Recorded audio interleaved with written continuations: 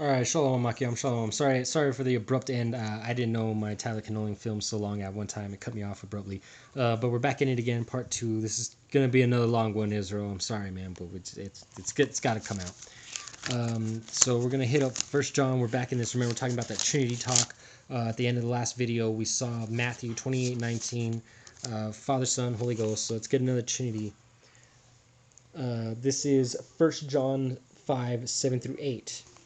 And it says, "For there are three that bear record in heaven, the Father, the Word, which is Jesus, and the Holy Ghost. These three are one.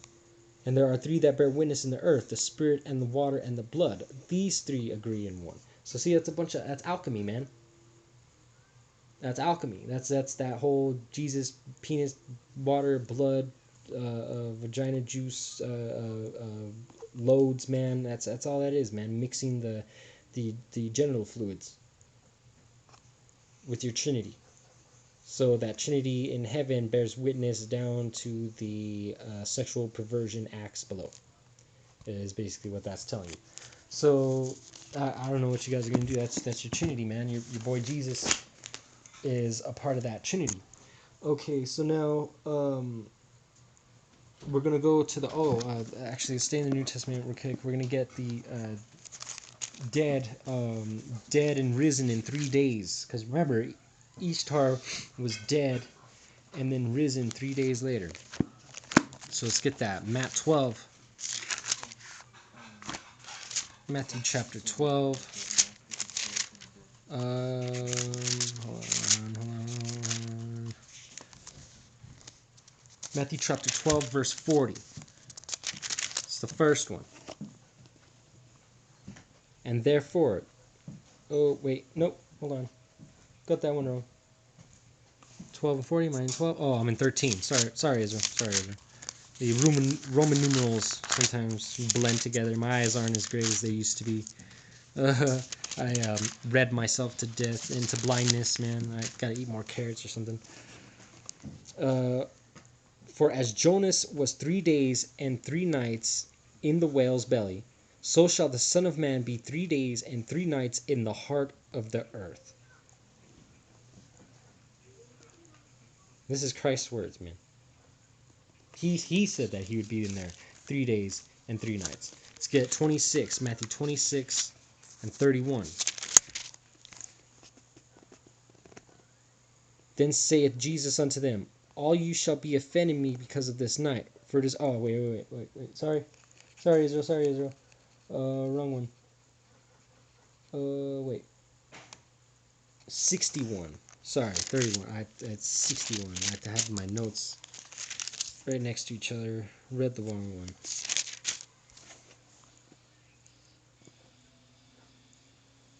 He said,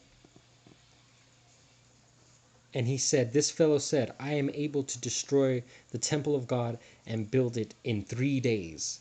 So there's one of the, well, they call it the false witness, but he that's what he said. He said he could build it to destroy his temple and raise it in 3 days, because Jesus claims his body is the temple, which is a bunch of nonsense. Not him, not Jesus, man. Not Jesus. That filthy, wicked demon is not worthy of being the temple man. So we got one more, 27, Matthew 27 and 63. Matthew 27 and 63, saying, "Sir, we remember that deceiver said that while he was yet alive, after 3 days I will rise again." So the Pharisees, the chief priests, the Edomites remembered that Jesus the demon had said that after 3 days he would rise again. Let's get Mark 8 and 31. Hitting it hard, come on. 8:31.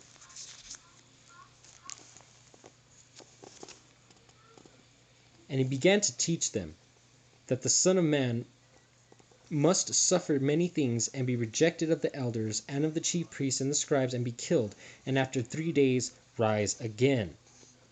After 3 days, after his crucifixion, he would rise again. Last one, John 2 and 19.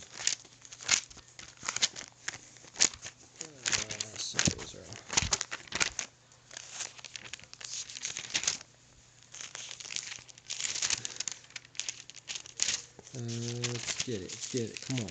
2 and 19. Words of Jesus. Jesus answered and said unto them, destroy this temple, and in 3 days I will raise it up. That's what he said. He's going to destroy the temple and raise it up. It's your boy Jesus, man. And remember, Ishtar was restored by the sprinkling of food and water of life. She took the rod and drank the semen. Well, let's see what's up with that. Let's go to the book of Hebrews and see what your boy Jesus has to say about that. See if there's any similarities. Eat the food and be cleansed with the blood. Hebrews 13 and 20. Now the God of peace. Most I said he's a man of war. He's a God of war. But this is the God of peace. Peace and love, peace and love. People don't even know the word peace actually comes from the communists, and it means a world under communism, which communism is made by the Jews, so it means world under Jews. That brought again the dead from the dead, our Lord Jesus, our Baal Jesus, that great shepherd of the sheep. There's that shepherd of the sheep again, through the blood of the everlasting covenant. So through his blood, through the sprinkling of his blood, and you eat the skin, his flesh, zombie and vampire style, the damn Catholics in their communion. You do that, and you will be restored. You will gain everlasting life, peace. Lord, make perfect every good thing, whom glory, Jesus Christ, to whom be glory forever and ever. That's blasphemy. The Most High said he would never give his glory to another. Madness, man, madness. But anyways, keep on keeping on. We're gonna go back, Encyclopedia of the Gods again. Jump in page 29. And sorry, I'm always in the books, Israel, man. I have a lot of books, a lot of good information. I'll hit the internet thing up and do all that good stuff and show attack internet. But for right now, I have the good books, so why not use them? Plus, when the internet goes down, what you gonna do? Astarte, Western Semitic, predominantly Phoenician, Lebanon, and Syria. Fertility goddess. Or, yeah, is that what we're getting right? Oh, Ashtaroth. I'm sorry, we're getting Ashtaroth. We already read Astarte. So remember, Ashtaroth, Astarte, Palestinian and Philistine. Israel, Lebanon, fertility goddess. She's the same thing. It's still Ashtaroth, Ashtoreth, just different spelling. Ashtaroth equates with the Syrian goddess Astarte, both being modeled on the Mesopotamian Ishtar. So these are just Ishtar, man. She was adopted typically as the goddess of both love and war. She is usually depicted wearing a horned headdress. There's the horned headdress again. Ashtaroth Kwaranyam. Biblical references include 1 Kings 11:5 and 2 Kings 23:13. Solomon is said to have built a temple in her honor near Jerusalem. The name is said by some authors to be synonymous with Ashtaroth, which it is. And Solomon did build the temple for her. Solomon went way off, and that's when he took the shield of David, perverted it, repackaged it as the so-called Seal of Solomon, which is known as the so-called hexagram today. He used it for witchcraft, took something that his father did in righteousness and made it for evil. And that is why our kingdom got split. That's why you've got southern tribers saying that the northern tribes aren't Israel. And that's why you got a bunch of madness, man. People saying Jacob and Esau, Esau ain't the white man. Just a bunch of nonsense, man. Bunch of nonsense. So now, let's get Ashtoreth. Wait, what page is 29:30? Okay, wait. We already got that one. Ashtaroth. Fertility goddess. Remember, Ashtaroth and Ashtaroth are the same. Fertility goddess, goddess of sheep herders, equating with the Phoenician goddess Astarte. So she's the shepherd, Phoenician goddess. She's the same as Astarte. Also plural form of the name Ashtoreth and used in collective name for the goddesses, Baal. So it's just another name. They're all the same names, all the same shit. Let's actually go to Dictionary of Angels now and get what that has to say about Ashtaroth. We're going to page 59. 59, and we got Ashtaroth. Ashtaroth, or Ashtaroth. Once a seraph, or a seraphim. Ashtaroth is now, according to Waite, the great duke of the infernal regions. Their discourse willingly on the fall, blah blah blah, a bunch of nonsense. Ashtaroth is called Diabolus in the Greek language, says Barrett in Magus 1, the Magus 1. When Ashtaroth is invoked, he manifests as a beautiful angel astride a dragon and carrying a viper in his right hand. Wow. Dragon and a viper in his right hand. That's all dicks all day. I'm not even gonna break that down. You should already know what it is. His sigil is sewn in Waite, the Book of Black Magic and of Pax. Before Ashtaroth fell, he was declared the admiral history of the possession of the conversion of a Prince of the Order of Thrones. So this is where it comes from. He was called the Prince of the Order of Thrones. An encyclopedia of occultism maintains to the contrary that belonging to the Order of the Seraphim. Voltaire says that Ashtaroth was an ancient god of Syria. According to the Grimoire Verum, Ashtaroth was set up residence in America. Woo! Ashtaroth has set up residence in America. True, true, true. In the English tradition, says De Pliny, Ashtaroth was one of the 7 princes of hell who visited Foss. So, anyways, it's your boy Ashtaroth. Actually, let's get the other one. Paradise Lost. Ashtaroth is a fallen angel. She's equated with Astarte. Equated with Astarte, fallen angel. Planets, gods. Let's get Astarte, Ashtaroth, Ashtoreth. Ishtar, Venus. Chief female deity of the ancient Phoenicians, Syrians, and Carthaginians, who are the Canaanites. Astarte was a Syrian moon goddess of fertility. A Syrian moon goddess of fertility. As Ashtoreth, she was worshipped by the Jews in times when idolatry was prevalent in Palestine. So see, we only worshipped them when we were in idolatry.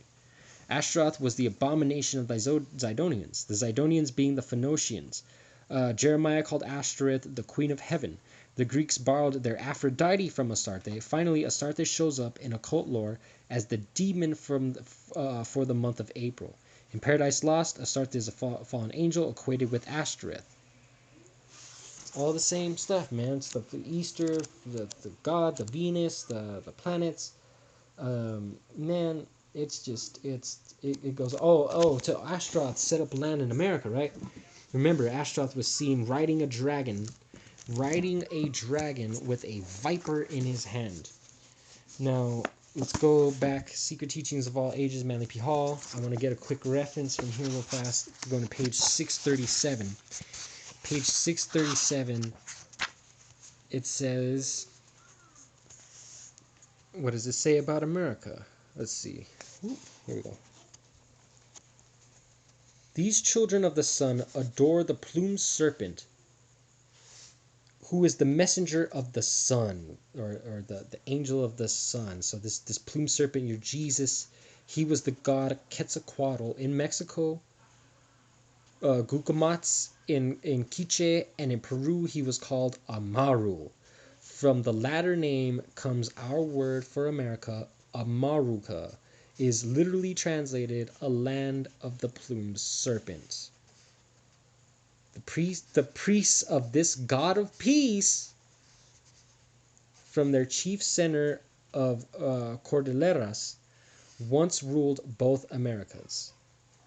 So look at this. America comes from the word Amaruca, which means Amaru, the plumed serpent, the land of the plumed serpent, which links in with the brazen serpent, which I'm going to base out. Basically, it's Esau. It's Jesus, man.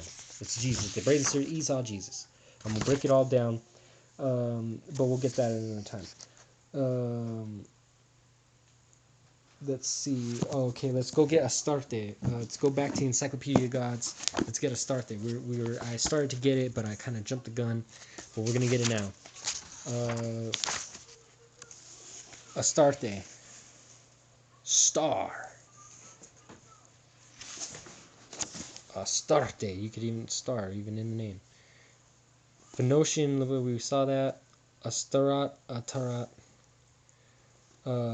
Cyprus and Sicily, she was referenced. The goddess of the evening star, of war and of sexual love. Inscriptions of the 5th century BC in her major temple at Sidon suggest she was perceived as an emanation of Baal Samin, personifying his divine power. So basically that's Baal Samin, the Lord, Jesus, man. Jesus is the image of the Father, right? She is also his consort. Her animal is the Sphinx, which typically appears on either side of her throne. She is often represented by bacteals or stone stele. In Hellenic times, so it's just a big old dick pole, dick stone. In Hellenistic times, she became largely synchronized with the Greeks' goddess Aphrodite. A 1st century BC inscription in a sanctuary dedicated to Aphrodite at Delos identifies the holy Syrian goddess. Astarte is typically depicted naked, and the Egyptian style wears a crown of cow's horns enclosing a sun disk. The latter rays may have emanated. That's your Apis bull. Your Apis bull has the horns with the sun in the middle emanating. This is your Jesus. This is your God, man. This is why we sacrifice these things. That's why I'm going to do another lesson on that. That's why we sacrificed animals. Judah Naz brought that out. Not only did we sacrifice animals that we were to take on their good qualities and their attributes, but it's also double for the fact that we are to sacrifice their gods. We sacrifice those gods to the Most High. We sacrifice these pagan gods. We kill these pagan gods in honor of the Most High. Just like he told us when we went into the land that we were supposed to smash up all their idols and destroy all their altars and do all that. Well, that's what we're doing by sacrificing. We're smashing down their altars and destroying their idols. Let's keep it rolling. Keep it rolling. We got plenty. Still got more information. Dictionary of Angels back again. Let's get a start there. You know what it is, Dictionary of Angels. Let's go. I got some really good stuff. I'm telling you, man, the reason why I keep going to all these books and I keep showing them. Oh, we actually got all stuff. I'm sorry. But we do need the Encyclopedia of the Gods again. We're going to check out Aphrodite, because we keep hearing Aphrodite. In fact, who was it? That damn Jonathan. What's that girl's name? The Katy Perry. I got my brother Jonathan next to me, man. He's been helping me out. He's kicking it with me today with the lesson. Katy Perry, man. What's that song called? Dark Horse. Dark Horse. There you go. Yeah, that song Dark Horse, man. She says, "Let me be your Aphrodite." That whole song, man. If you take it and listen to it, it's Esau, man. He's just once you get with that dark horse, man, there's no going back. Your Apis bull, the bull god, Memphis, the creator god, all that same good stuff, man. Aphrodite, But yeah, we sacrifice, we kill all these things for them. So Aphrodite, origin Greek and Cypriot, Cyprus, goddess of sexual love. Equated synonyms, equating with Ishtar, Akkadian, Astarte, Syrian, Asherah, Phoenician, Dion, or Celine Dion, Cytherea, and Venus, the Roman god version. Let's see. Aphrodite is one of the major goddesses of the Greek Homeric pantheon, according to legend born as a cosmic deity from the foam of the ocean. She was born from the foam of the ocean after her father Uranus was castrated by Kruros and his genitals were hurled into the sea. This is what happened with your boy Osiris, man. They're all missing penises. In fact, we're about to get into that real deep. All these gods are missing penises, man. All these gods are missing penises. So your genitals were hurled into sea. In other accounts, she is of the younger generation. Daughter of Zeus, she is consort of blah, blah, blah. Let's see, what else can we get? Her sacred animal is the goat. There's your goat. There's your Esau, man. Her sacred animal is the Esau. Aphrodite seems clearly to have evolved from the Phoenician or Mesopotamian model of a goddess of love, and one of her strongest early cults was on the island of Cyprus. Her name derives from the Greek word for the sexual act. She's perceived in some contexts as being androgynous. See? They're androgynous, man. They're he, she, females, man. what was it? He-Man, man. That's it's He-Man bitches, and He-Man bitch slap you like on Deuce Bigalow, and even bearded. So they got beards too. As with her Mesopotamian predecessor, she is a goddess of war and victory. Immediate predecessors of the Hellenic model seem to be present in the Mycenaean period, particularly in Kition sanctuary. So it's Kittim, which is talked about a lot in the Dead Sea Scrolls, which is just another name for Esau. The Paphos sanctuary definitely suggests Phoenician inspiration. In the Iliad, Aphrodite rescues Paris from the fight. Blah, blah, blah. Particularly, let's see. She's depicted naked. Her statue, famed statue, she's naked. First many such erotic interpretations. The Temple of Paphos once dispensed model phalli and lumps of salt to cultic pilgrims. So they were handing out this. Man, your dildos are fucking nothing new, man. It's nothing new under the sun. Look at this. That's a dildo, man. A dispensed model phalli. In fact, I mean, I know it's bad, man. I know I shouldn't even know stuff like this, but I seen it. I didn't watch it, but like I've come across stuff, and like they have dildos now that actually dispense fluids, man, male fluids. Like if it's dropping off a load, man. And that's what it is. Look, that's old, man. They used to have those back in the day too. Look, a dispensed model phalli and lumps of salt. So I'm guessing the lumps of salt is what came out, like guess passing kidney stone, or that could be like some anal beads. I don't know, man. A bunch of sexual perversion that's in right there. And the Corinthian sanctuary. Ooh, wasn't that where your boy Paul was always going to? It's Corinthians. According to Strabo, more than 1,000 cultic prostitutes, man. Over 1,000 cultic prostitutes, man. That's why the Inanna was the patron of temple prostitutes, man. It's that's why the Most High was mad at us, telling us that we're a bunch of harlots and stuff. Because look at what we're messing around with. Look at what we got involved into, man. This is madness. This is complete madness. Okay, let's get Venus out of here real quick. Since we kept hearing Aphrodite, Venus, so we got Venus, Roman goddess of sexual love and beauty. Synonyms: Aphrodite, Greek Dion, and Cytherea. The name is neuter in form, but Venus is modeled on the Greek goddess Aphrodite. In Roman mythology, she is a daughter of Jupiter and Dion.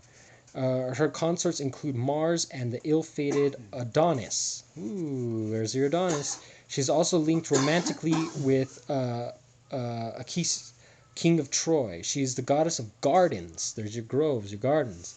In the 2nd century AD, Emperor Hadrian dedicated a sanctuary to her on the Via Sacra in Rome.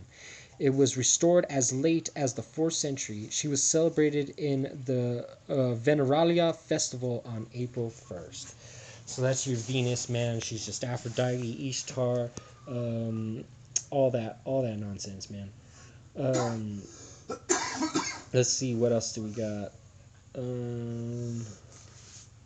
Let's see. Well, we all know about the high places and groves, man. We all know that. This lesson is so extensive, man. It's not even funny. I got so much information, but we all know the high hills, green trees and groves, man. That we were all up in that, doing all that. I mean, I guess we could hit them real fast. Yeah, you know what? I'll skip the dictionaries. I mean, we all know what it is. I'll skip the dictionary parts, but we'll hit up some scriptures at least, just to get the groves and the high places. Start off first with Judges. Let's hit up Judges chapter 2, verse 11. Oh, excuse me. Sorry. All right, Israel. 2 and 11. The children of Israel would do what was evil in the eyes of Yah, and would worship the Baalim. So see, we would do evil in the eyes of the Most High and worship the Baals, the devils. They would forsake Yah, the power of their forefathers, who took them out of the land of Egypt, and follow the gods of the others from among the gods of the peoples that were around them. they would prostrate themselves to them and anger Yah. They would forsake Yah and worship the Baal and the Ashtaroth. Since the time of Judges, man, that's not right out. Man, Joshua wasn't dead not one generation and they started messing up already, dude. That's nonsense. Our people are so ridiculous. Okay, so let's get 3 and 7. Same book, Judges 3 and 7. The children of Israel did that which was evil in the eyes of Yah, and they forgot Yah, their power, and they worshipped the Baal Yam and the Asherah trees. The wrath of Yah was flared against Israel, and he delivered them into the hands of the Kushan Rashatayim. So we kept getting, every time we mess up, we get delivered into the hands of the enemies, Israel. We really need to get off the Baal and the Asherah, man. We really need to get off the Jesus. This is what's killing us right here, the Asherah trees. Jesus, Baal. Let's get the next one. Let's go back to Exodus 34. Let's go back to Exodus 34, 34, 13 through 17.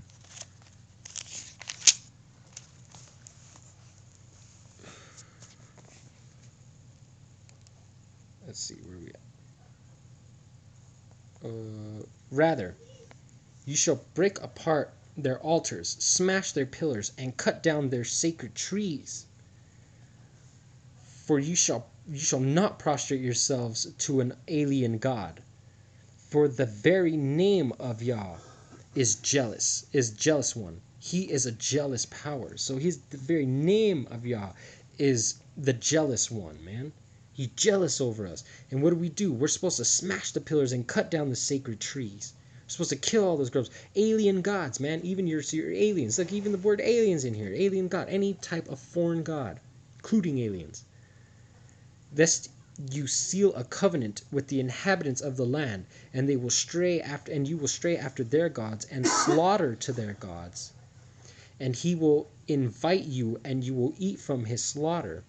And you will take their daughters for your sons, and their daughters will stray after their gods, and entice your sons to stray after their gods. You shall not make yourself molten gods. Look at that, man. This is why Israel was supposed to stay separate from all the nations, man. Because then we go and do some freaking dumb shit and start worshiping all the gods of the nations, because then we start mixing with them. It's the whole reason why we're all in trouble. Well, partly. Let's go to Deuteronomy 16 now. Deuteronomy 16, 21 and 22.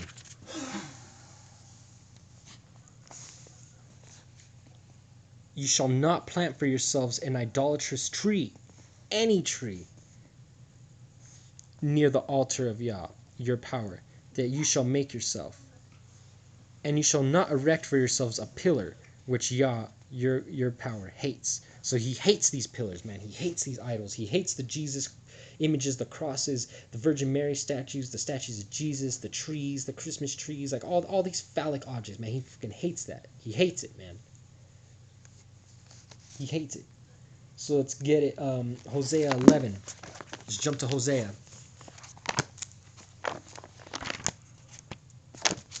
Hosea 11. And this is one of the verses that they try to use to justify their Jesus. Say that he was prophesied. It was a bunch of nonsense. When Israel was a lad, I loved him. And since Egypt, I have been calling out to my son. So since Egypt, he's been calling out to us, man. As much as they called to them, so did they turn away from them. They sacrificed to the Baal Yam and burnt incense to the idols. So right there, man. Most High's been calling us about Egypt ever since then. We're his son. He's been calling us, but we listen to the heathen instead, and we go sacrifice to the Baal Yam. Let's go back to 1 Kings now. 1 Kings 11.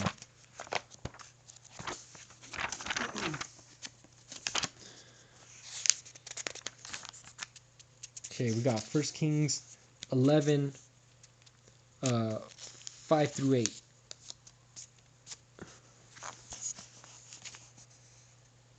Solomon went after Ashtaroth, the goddess of the Sidonians, and after Milcom, the abomination of the Amorites. And Solomon did what was sinful in the eyes of Yah, and did not wholeheartedly follow Yah, as his father Dawad had done. So he didn't follow the Most High like Dawad. Let's see, should we keep going? Yeah, actually, let's keep going. Then Solomon built a high place for Chemosh, the abominations of Moab, on the Mount of Olives facing Jerusalem, and for Moloch, the abominations of the children of Ammon. And he did likewise for all his foreign wives. They burned incense and sacrificed to their gods, man. So this is the sin that messed it all up for all of us, man. That was it right there. 33, let's get this. This is because they have forsaken me and bowed down to Ashtaroth, the god of the Sidonians, and to Chemosh, the god of Moab, and to Milcom, the god of the children of the Ammonites.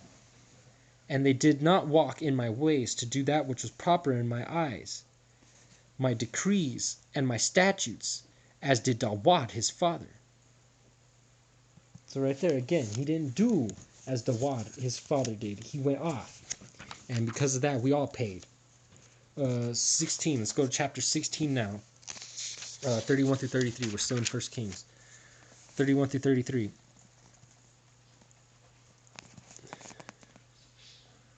The least of his evils was his going in the way of the sins of Jeroboam, the sons of Nebat. He took a wife, Jezebel, the daughter of Athbaal, king of the Sidonians, and he went and worshipped the Baal and prostrated himself to it. He erected the altar for the Baal in the temple of Baal that he built in Samaria. And Ahab made an Asherah tree, and Ahab did more to anger Yah, the power of Yasharallah, than all the kings of Israel who had preceded him. So this is Ahab really going off because he's with Yazabal. And she had him build the poles, the phallic objects for Baal, got everybody worshiping, following the sins of Jeroboam. Because it's really Jeroboam was the one who started getting us off on... it's not of all Israel was doing it. It was Solomon just sinned by letting his wives do it, and he himself started messing up. But not all of Israel was messing up at that time. It wasn't until the sins of Jeroboam that we really started to go off, man. I think that's enough for right now. If you guys want to get a few more, actually let's just get a couple more. Isaiah 27:9. Let's just get Isaiah 27:9. Let's get two more, and then I'll just give you the rest. You guys can go check them out. I think I got well more than 2-3 witnesses. 27:9. Therefore, through this shall be Jacob's iniquity shall be atoned. So through this shall Jacob's iniquity be atoned for, and this shall be the fruit of his sins removal. When he makes of the altar of stones like ground chalk stones, and Asherah trees, and sun idols arise no more. See that? I'm sorry, it's kind of messed up. It's kind of a little...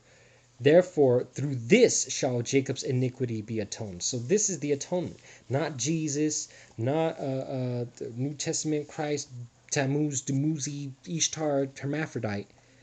But this, and this shall be the fruit of his sins removal.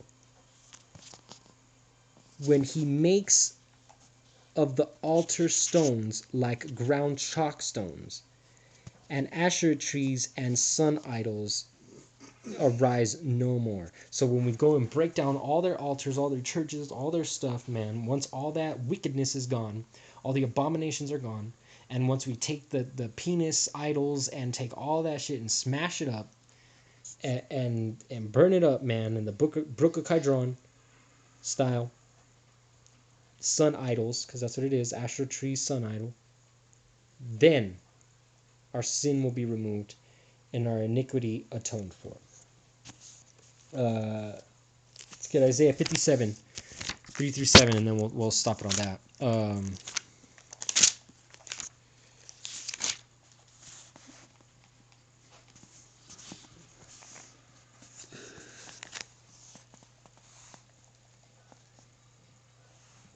It says, "You who indulge your lusts at the elm trees, under every leafy tree, who slaughter children in the valleys, under the crags of the rocks, smooth stones of the valley are your portion. Only they are your lot. Smooth stones of the valley. That's your great millstone, man. This is straight for the camps. You that indulge in your elm trees and your Jesus penis tree, that slaughter children in the valleys. You guys are all up in the streets, in the valleys, in the highways and byways, slaughtering the children with your Christ idol, man, keeping everybody in bondage with that shit. Under the crags of the rocks, your leaders hiding in their little fortresses, never come out and debate nobody, never confront Judas face to face, none of that. Smooth stones of the valley are your portion." Your GMS, your smooth stone of the valley, that's your portion, man. "Only they are your lot. Even as them have you poured out libation and offered up meal offerings." So even to your you pour out drink offerings and offer your meat offerings to your own shit, to your own great millstone, man. It says, "Can I relent regarding these deeds? No, the Most High can't relent regarding these. On the high lofty mountain you have set up your head, even there you went up to slaughter a sacrifice. You set your bed up with the prostitutes, and you're sitting there ready to slaughter a sacrifice, man."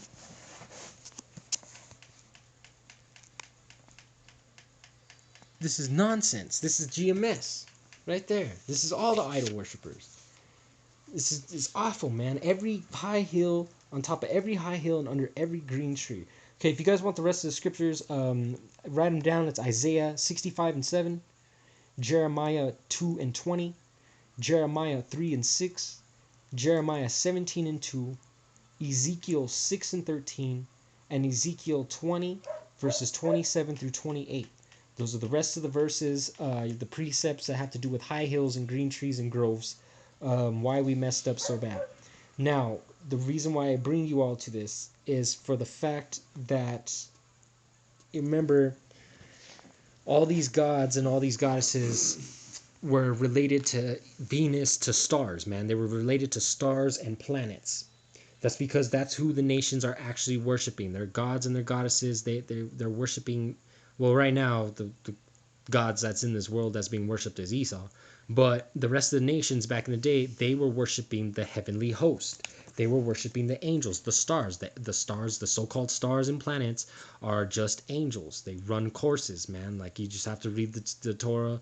It's in the Dead Sea Scrolls. It's in the Enoch. It's in all those books, man. Like the science and the way that they have the universe structured and the so-called universe and all this, none of that stuff, man. It's a bunch of nonsense. I could break down more. I'll break it down further for you guys.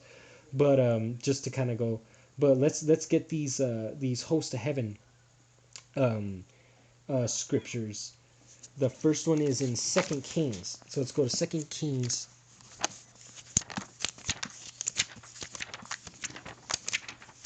Second Kings 23.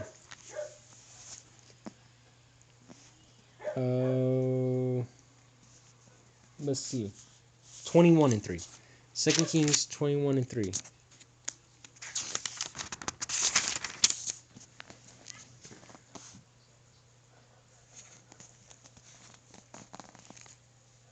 So this is talking about Manasseh, the evil king Manasseh.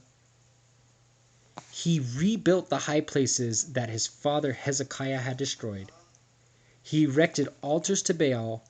He made an Asherah idol, as Ahab, king of Israel, had done. He bowed down to the entire host of heaven and worshipped them. He also built altars in the temple of Yah." But look at that. He bowed down to the entire host of heaven and worshipped them. He worshipped all the gods, the so-called gods. The entire host of heaven. Let's get another one. Let's go to 23 and 5. 2 Kings 23 and 5.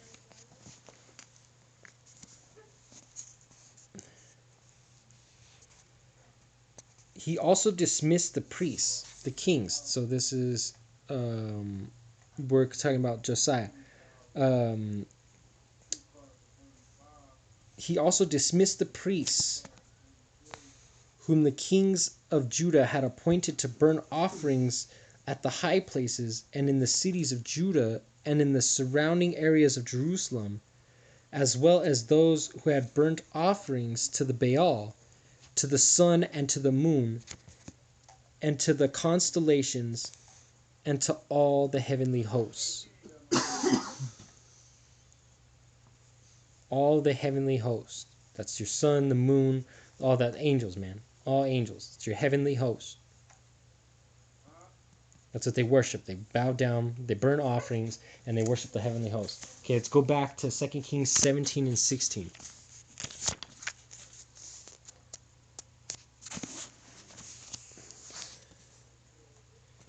They forsook all the commandments of Yah, their power, and they made a molten image for themselves, 2 calves, and they made an Asherah tree, and they prostrated themselves to all the host of the heavens and worshipped the Baal. So they bowed themselves to all the hosts of the heaven, 2 calves, 2 Jesuses, the host of heaven. They erected the penis. There's all out idol worship, man. But it's the hosts of heaven. Let's go to 1 Kings 12 and 28.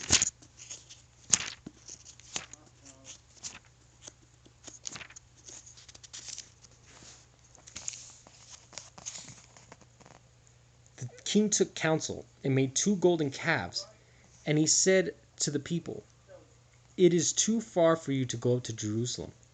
These are your gods, O Israel, who brought you up from the land of Egypt." He placed the one in Bethel and the other in Dan. And the matter became a sin. So look at that. This is what Jeroboam did. He said he reinstituted the Christ worship, set it up from Bethel, from Dan all the way to Bethel, man, from the north to the south. One in the north, one in the south. He set up the idols. That way, the northern tribes of Israel would stop going to Jerusalem to do sacrifices and worship the Most High.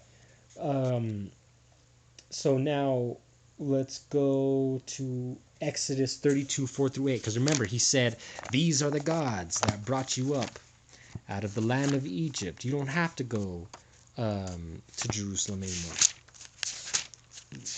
So let's see. That's what all the damn camps and all the Christ idol worship. Oh, we're not gonna have a third temple. It's just Jesus, Jesus, Jesus. Jesus. Let's see. 32, 4 through 8. We got Aaron. He took from all their hands and bound it up in the cloth and fashioned it into a molten calf and said, "This is your God, O Israel." And they said, "This is your God, O Israel, which brought you up from the land of Egypt." Aaron saw and built an altar before him. So they made Aaron build them a calf, and then they worshipped it and said, "These are your gods." That calf is the Osiris, man. We just went right back into Osiris Jesus worship 2 seconds after coming up out of the land. And then the last one is Exodus 8. Exodus 8, 25. Exodus 8 and 25. Moses said, "Behold, I leave you, and I shall entreat Yah, and the swarm, and will depart from Pharaoh." Wait. I'm sorry. "And the swarm will depart from Pharaoh, from his servants, and from the people. And tomorrow only." Did I get that right? Hold on.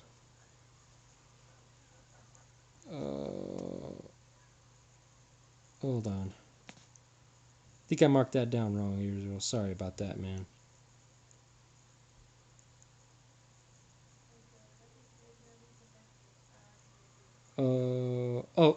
It's I got the verse wrong. I'm sorry. It's a couple verses up. We'll start at 21. It's supposed to be 21. Sorry about that. Israel, it's Exodus 8 and 21. It says, Pharaoh summoned Moses and Aaron and said, "Go, bring offerings to your God in the land." And Moses said, "It is not proper to do so, for we will offer your God in the land." I'm sorry, it says not proper, for we will offer the deity of Egypt.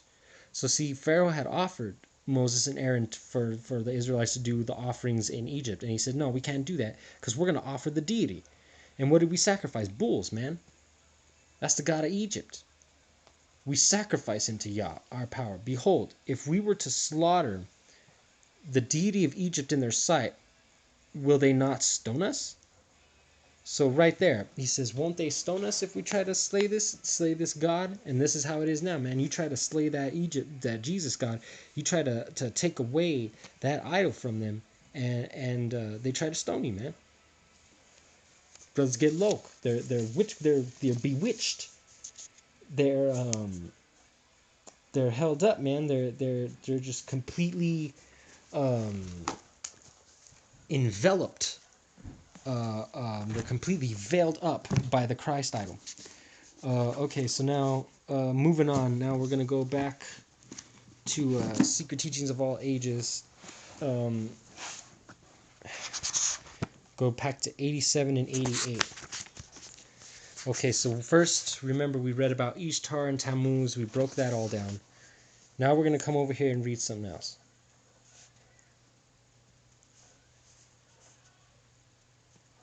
Let's see, okay, here we go.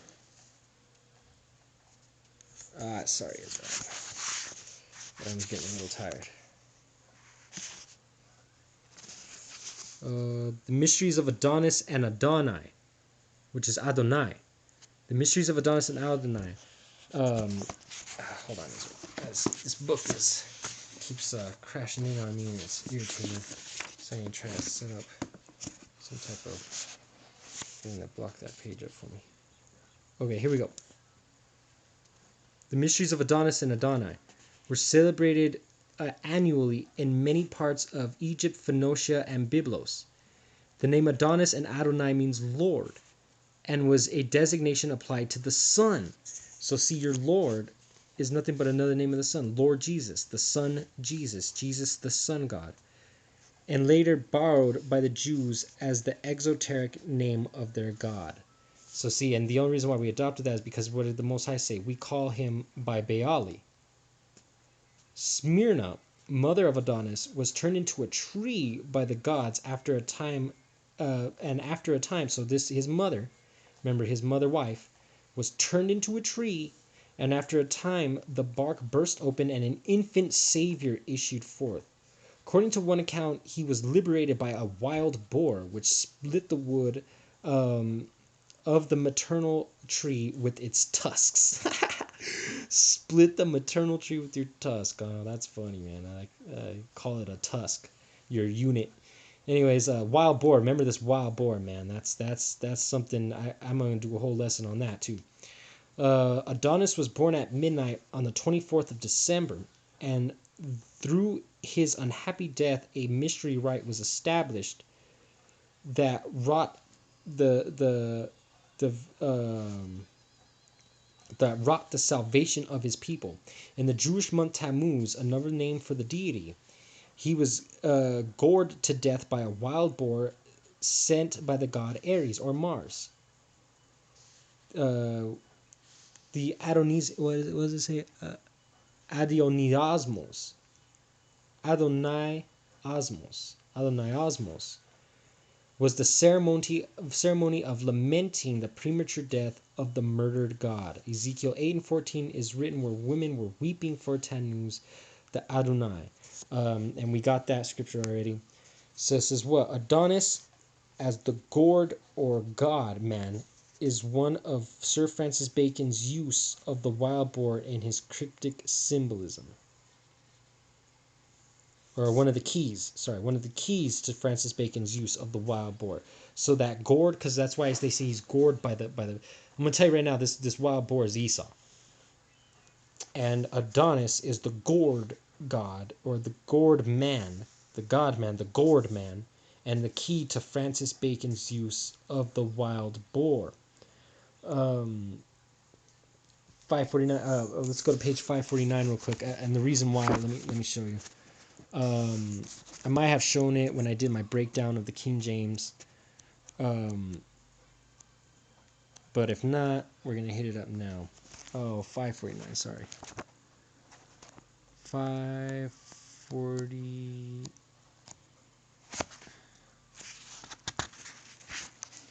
Baconian signature. See that pig right there? I know it's kind of hard to see, but that's a pig right there. Like, writing's kind of too small to see, but so I'm just going to read it off. It says, in the form of a hog in the foreground, Bacon often used this animal to play upon his own name, especially because the name Bacon was derived from the word beech, and the nut of this tree was used to fatten the hogs. So that's where you get the beech nut. That beech nut was used to fatten hogs up. So beech is where you get the word bacon from. And Bacon, because his name was Francis Bacon, used the hog as one of his symbols. And another reason for that is actually because it's the symbol of Esau. And I'm going to show that. Let's keep going though. Adonis was originally an androgynous deity who represented the solar power, which is in the winter was destroyed by the evil principle of cold. So there's your androgynous shit again. It says, after 3 days or months in the tomb, Adonis rose triumphant on the 25th day of March, amidst the acclamation of the priests, of his priests and followers. He is risen. So they would proclaim, he is risen on the 25th day of March. So actually the 3 days and 3 nights was symbolic for the 3 months of winter, where the sun goes away, but then it comes back and is risen.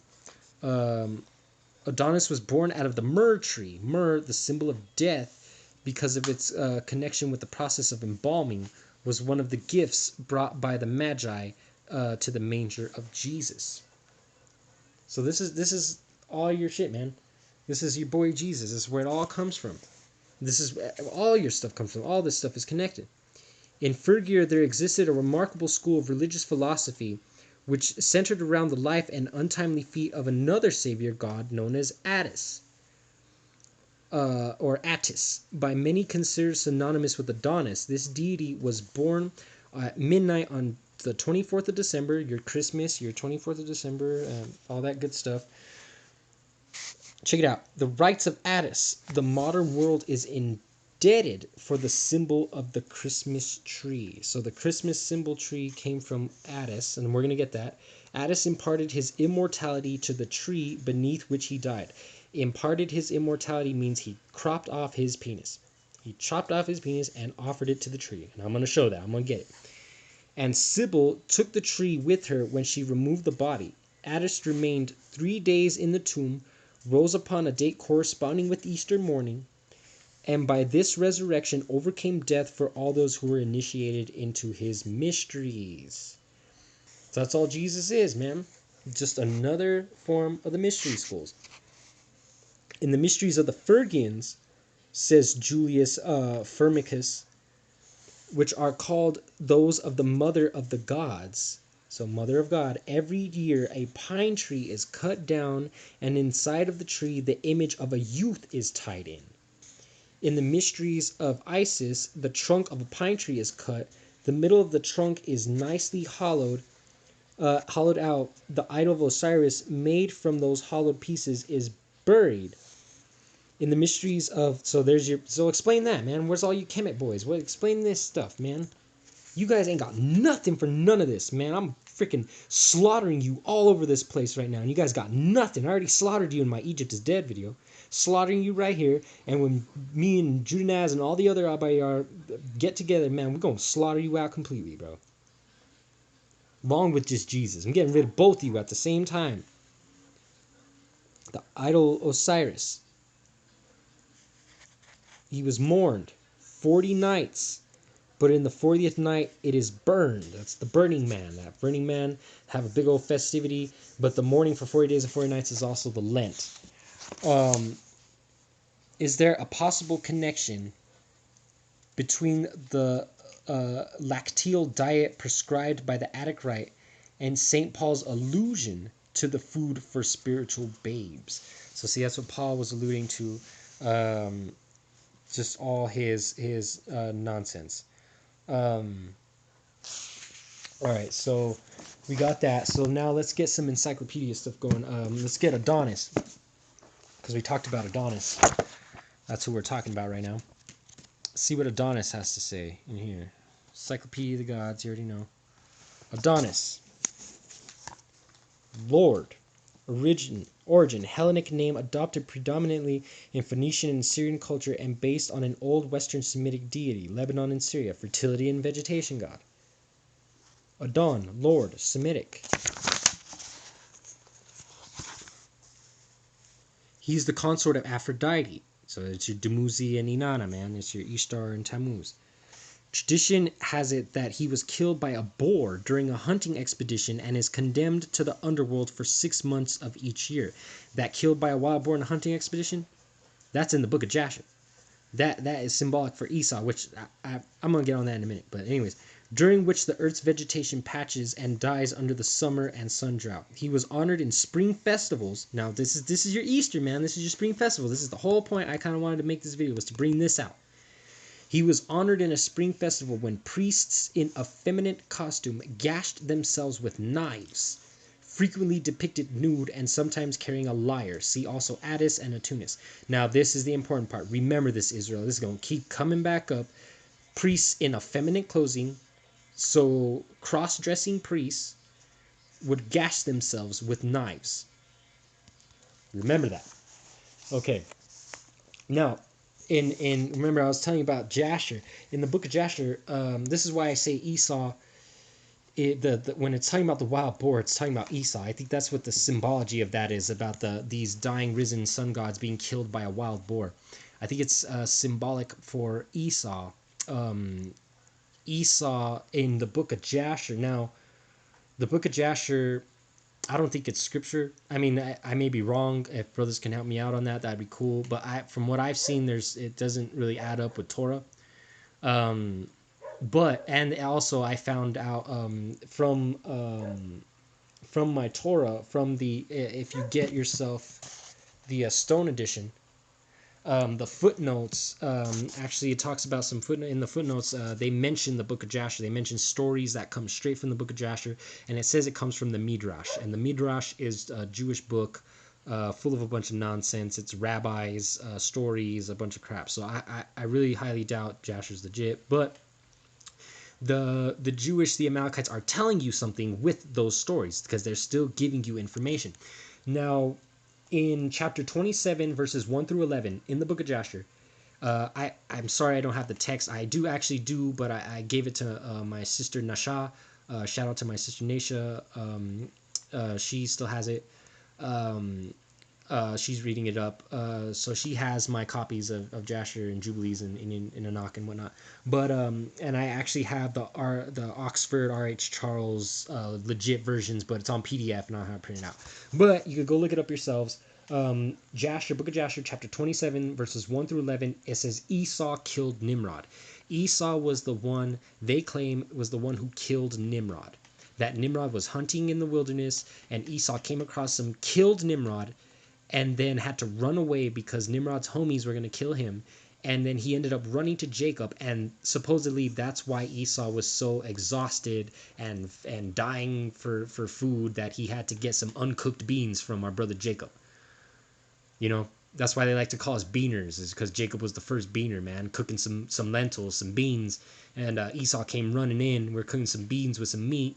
Wasn't done yet. It was all red. It was all out of wam. And Esau didn't care. And they say that's why he came in famished, was because Esau killed him. So what I think they're really doing is I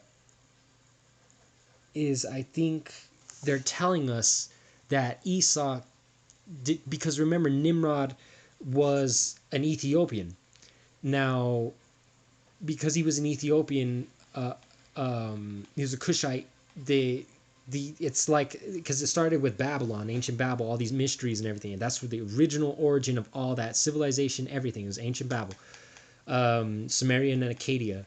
Now, the Egyptologists got nothing for this, man. The Kemets got nothing for this. But anyways, so that's where everything started, and I think that the boar, the gore man, the God man, is symbolic for that Esau killed. They took the mysteries on.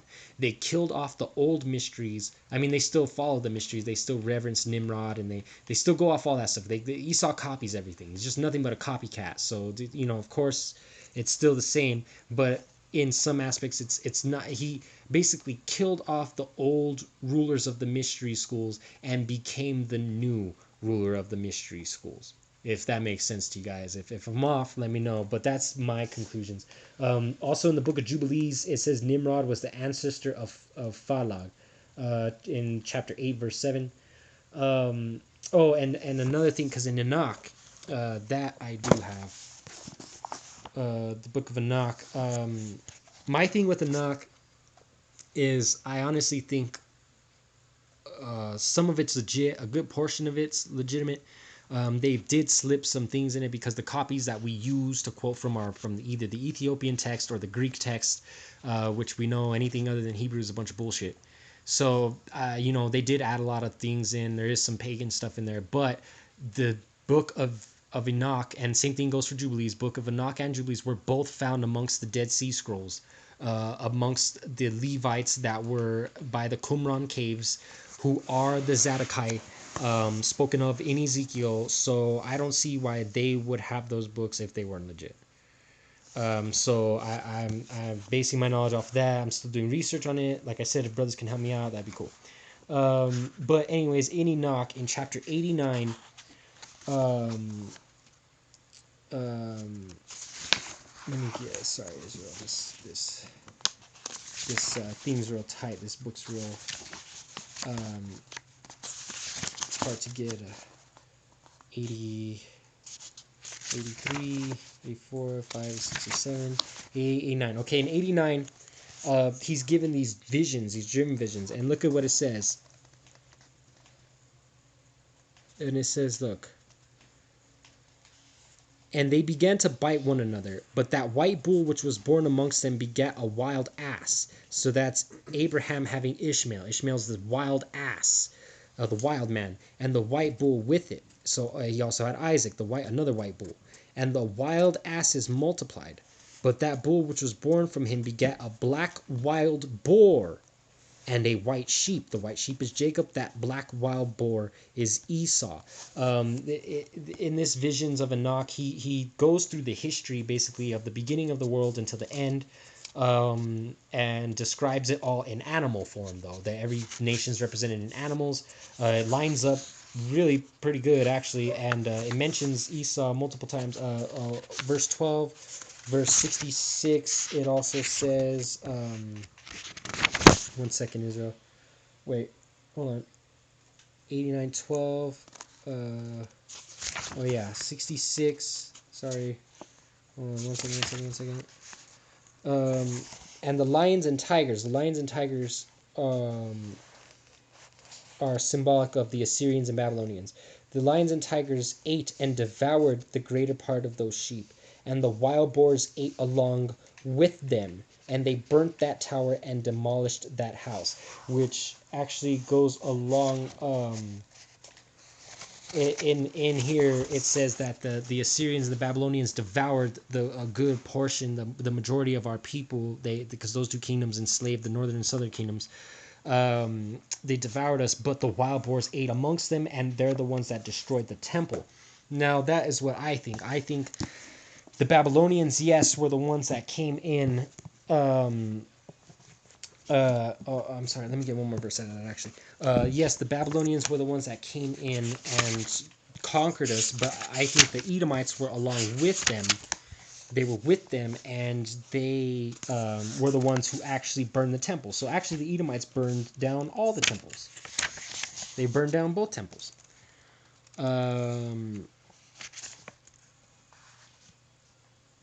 See.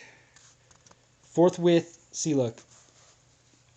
From the time of Cyrus and that of Alexander. Forthwith I saw how the shepherds pastured for 12 hours, and behold, 3 of those sheep turned back and came and entered and began to build up all that had fallen down of that house, which is the brothers that went back and rebuilt the second temple.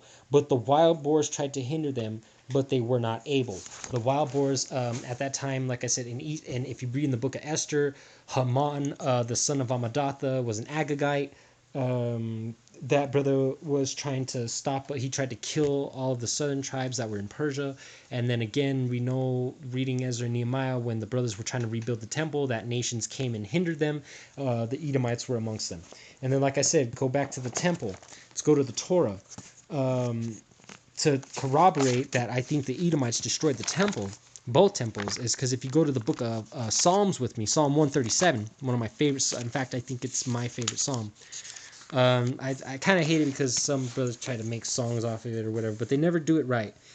Never do it right. Why? Because look at this, what it says. This is verse 8. 137 and 8.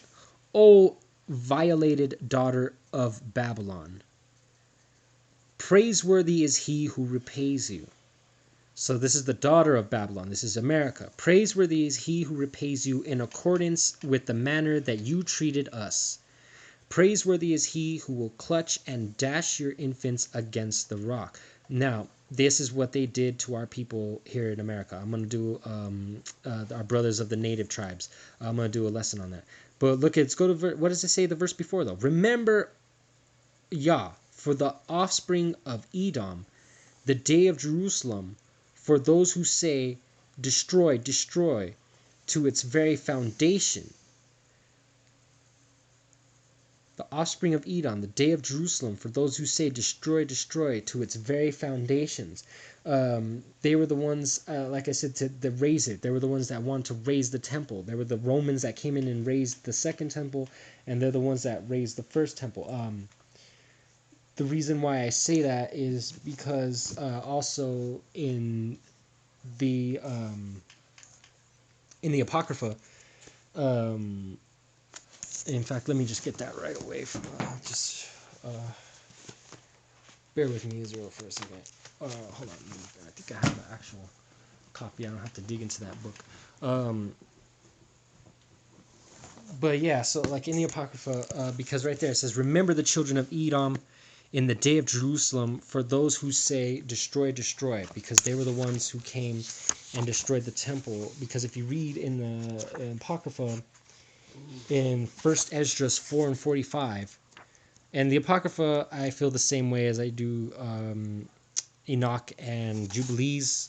Some bunk in it because they had it for a long time, but if you actually, I have the Oxford annotated edition of the Apocrypha, and it talks about how most of those scripts, they have the Hebrew scripts for them. They were just translated and added, and some of it was messed up and bunk.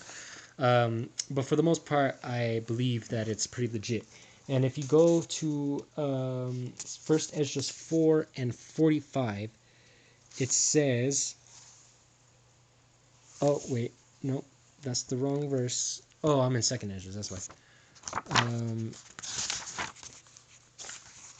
4 and 45, it says this. Thou also hast vowed to build up the temple which the Edomites burned when Judea was made desolate by the Chaldeans.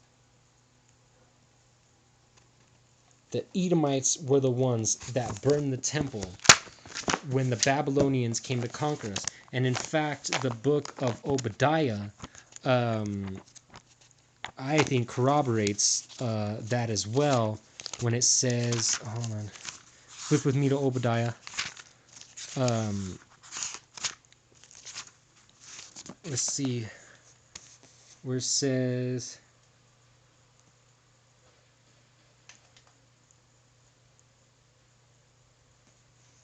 right here, verse 11. On the day that you stood from afar, on the day that strangers captured his wealth, and foreigners came to his gates and cast a lottery on Jerusalem, you were like as one of them. Gaze not on that day of your brother, the day of his estrangement, and rejoice not over the children of Judah on the day of their destruction, and do not expand your mouth on the day of misfortune. Enter not the gate of my people on the day of their calamity. Gaze not upon the evil on the day of their calamity, and do not extend your hands to the wealth on the day of their calamity. Stand not by the crossroads to cut off the fugitives, or to deliver not his survivors on the day of the calamity. So, like, I think they were there, man. They were there. They destroyed the temple, and I think that's partially why Esau's in such trouble, because they destroyed both temples. Let's see. And like I said, Agag, you could read in Esther 3:1. Agag was an Agagite. If you look up Agagite in H90, just get it. H90 says Agag, flame, a title of Amalekitish kings. Agag. So Agag is just a phrase, a name that they used to call their kings. Says the son of Ammon, the son of Ammedatha, the Agagite. So he was an Amalekite in the time of Esther. You can read that in Esther 3:1. Also, another interesting note is in the Apocrypha, in the 16th chapter, verses 10 through 14. It talks about Ammedatha, and it mentions that he is a Macedonian. In fact, let's just get that. Let's see, where's Esther? Oh, here we go. Esther 16. 10 through 14. And look at what it says. For Ammon, a Macedonian, the son of Ammedatha, being indeed a stranger from the Persian blood, and far distant from our goodness, and as a stranger received of us, had no far forth obtained the favor that he showed toward every nation, and that he was called our father, and was called continually honored of all men, as the next person unto the king. So Ammon, even though he was a stranger to the Persian blood, they exalted him. But he, not bearing his great dignity, went about to deprive us of our kingdom and life, having by manifold and cunning deceits sought of us the destruction, as well of Mordecai, who saved our life and continually procured our good, and also of the blameless Esther, partaker of our kingdom with their whole nation. For by these means he thought, finding it destitute of friends, to have translated the kingdom of the Persians to the Macedonians. So Ammon, according to this, the Macedonian, who was an Agagite, who so shows the Amalekites are Macedonians. The white people, they're the same. That's the Edomites. That's the link. One of the links. That the Macedonian Ammon wanted to take the kingdom from the Persians and give it to the Macedonians in the time of Esther, but it didn't work because of Esther and Mordecai, and that's why he really wanted to destroy Esther and Mordecai. First he didn't like us, just straight didn't like them, but also because he wanted the Persians to not have any allies. They have to get rid of us, man. Because the nations can use us, and when they use us, shit gets done. Now,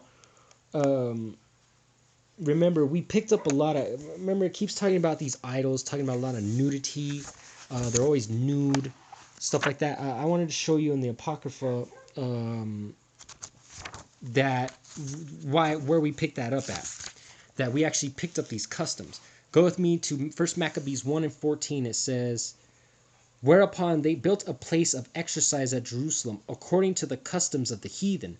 So we made gymnasiums, because if you look up gymnasiums at the beginning of their origins, they were actually nude. Like most of the people that worked out in the gym, so-called, they were nude, and they didn't just work out like we do nowadays in gyms. They did all kinds of homo shit, plugging each other, taking rods, and we started doing this stuff. We started doing that stuff. Another place is 2 Maccabees 4. 2 Maccabees 4, 9 through 18. And it says, beside this, he promised to assign 150 more if he might have license to set him up a place for exercise, and for the training up of youth in the fashions of the heathen, and to write them of Jerusalem by the name of Antiochians.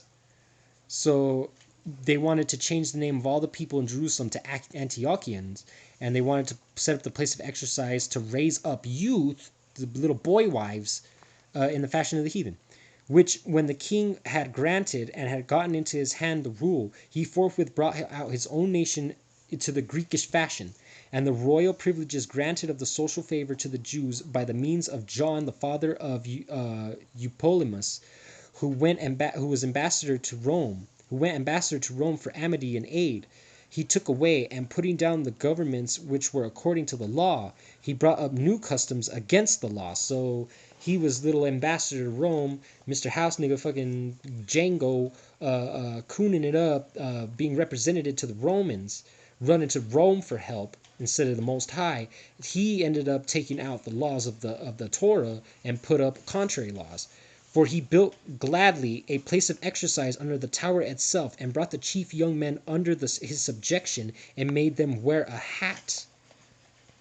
Now, such was the height of the Greek fashions, and increase of heathenish manners, through the exceeding profaneness of Jason, that ungodly wretch, and no high priest, that the priests had no courage to serve any more at the altar, but despising the temple and neglecting the sacrifices, hastened to be partakers of the unlawful allowance in the place of exercise, after the games of discus called them forth. So the discus throwing, they were doing their little Greek games, their little, the Olympics and whatnot. They brought all that because they even do that now in Jerusalem. The Jews, the Malachites still do it. They call it the Maccabean Games, man. That's where this comes from. Not setting by those honors of their fathers, but liking the glory of the Grecians best of all. We love the glory of the Grecians best of all, man. By reason whereof sore calamity came upon them, for they had them to be their enemies and avengers, whose custom they had followed so earnestly, and unto whom they had desired to be like in all things. So the people whose customs we follow so earnestly, and whom we desire to be like so bad, they're the ones. They're the ones that brought the sore calamity upon us. For it's the same thing. We were messing with Babylon. Remember, we read earlier, we were messing with the Babylonian isle, so he brought Babylon against us. For it is not a light thing to do wickedly against the laws of the Most High. But the time following shall declare these things. Now when the game that was used every 5th year was kept by Tyrus, the king being present. So they would have games every 5 years instead of the 4 years nowadays in the Olympics. So there's your origin of that nonsense. Like I said, that seemed pretty legit to me, so that's why I'm still doing research. But like I said, I still dabble in the Apocrypha and check out Jubilees and Enoch and whatnot. Like I said, check it out. Let me know what you think. But all that seems to add up, so stick with that for now. Okay, so let's jump back. Secret Teachings of All Ages. Let's get some more. Okay, well, we already read about Addis. Actually, we already hit that up. Remember, he's the same thing as Adonis. The Christmas tree is to Addis, attributed to him. So let's get this dude in the dictionary.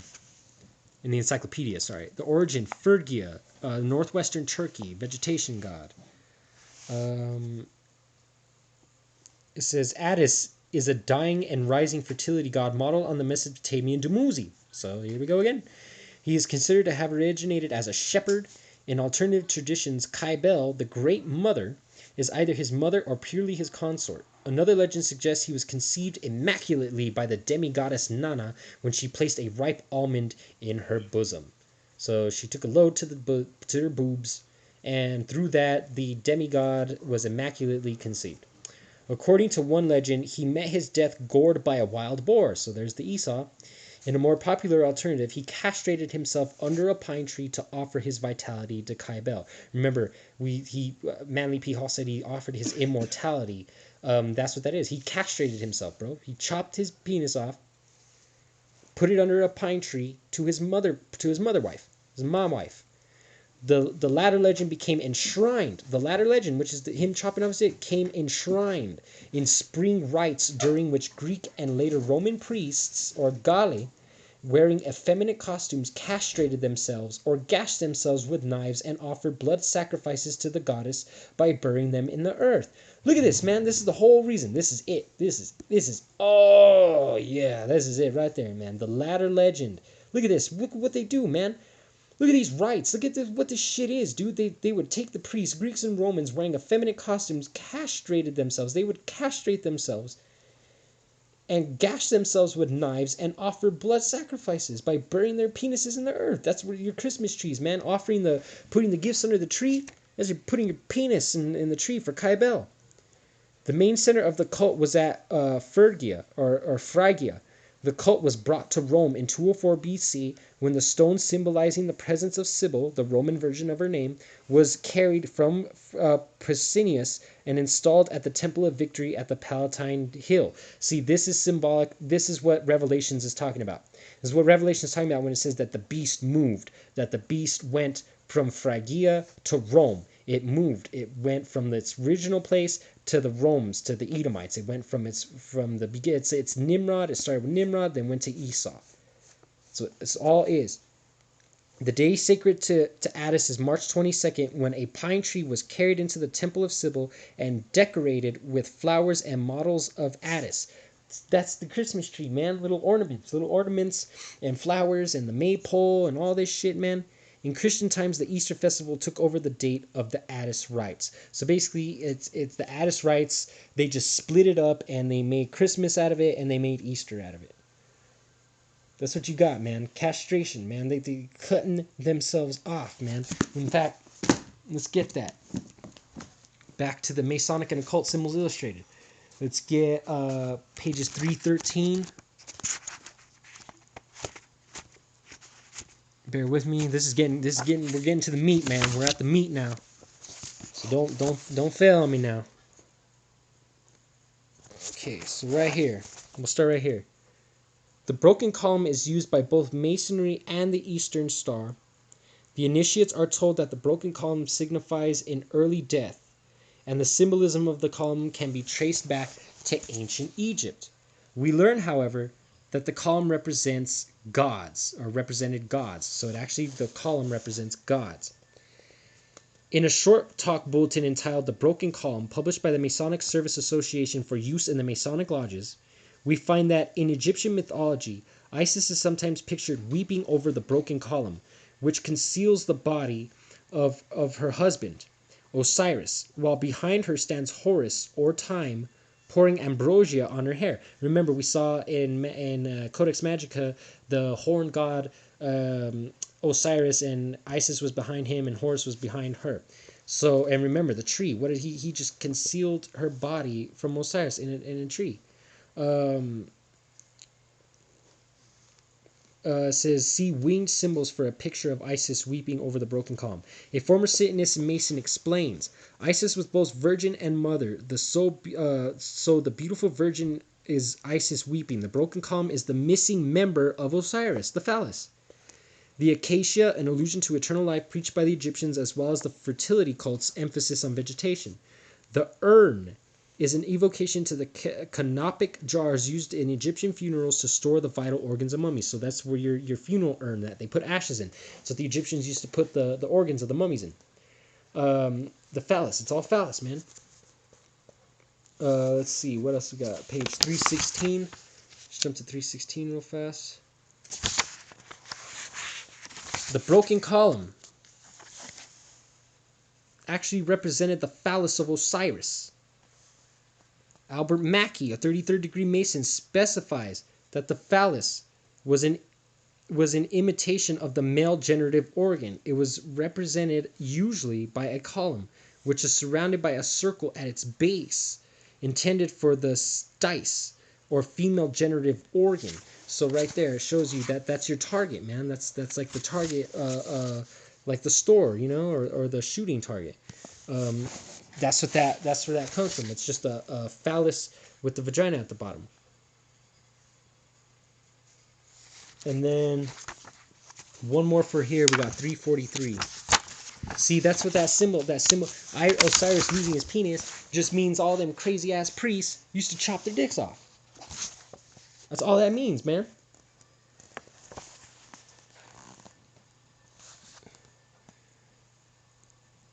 Yeah, and then one more time, just for the obelisk. I know I hit this up before, but look, obelisk is a long-pointed, four-sided shaft. The uttermost portion forms a pyramid. The word obelisk literally means Baal's shaft, or Baal's organ of reproduction. It's all penises, man. All penises. All penises all day with these guys, man. They're a bunch of freaking perverts. And they get mad at us and call us crazy because all we do is talk about dicks. But it's not our fault we have to point out your dumb shit, man.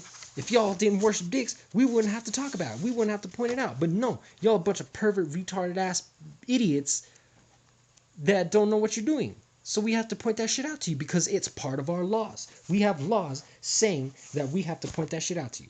So now we're going to Pagan Book of Days. We're going to touch on Easter real fast. Now we're talking, because the Easter rites, that's when they did all this nonsense.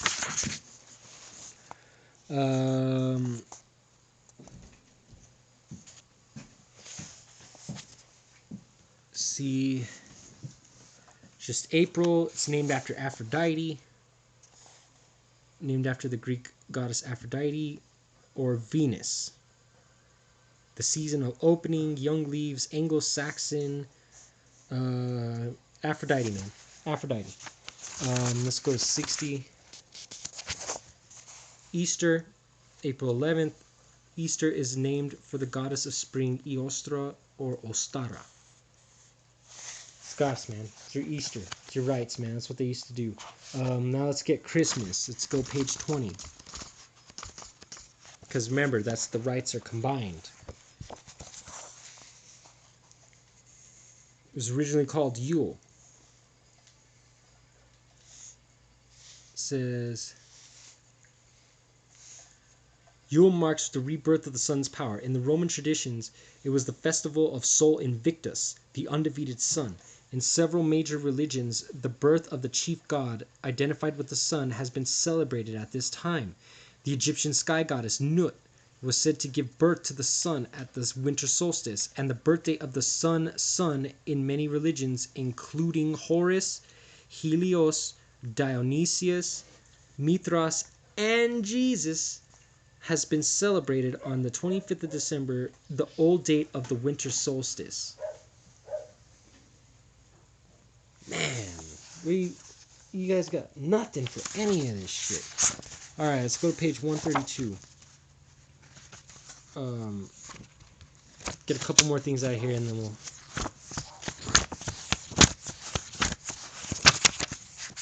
Let me get the corner basha. Alright, so we got 132 through 133. Let's see, what do we got? The Holy Month. Yule, Christmas. Oh, here we go. The major festival of December is the winter solstice, also called Yule, Alban, Arthuan, and Midwinter. The birth of many solar saviors and dying gods is celebrated at this time, usually on 25th of December. These saviors include Osiris, Baal, Attis, Adonis, Helios, Apollo, Dionysius, Mithras, Jesus, Balder, and Frey.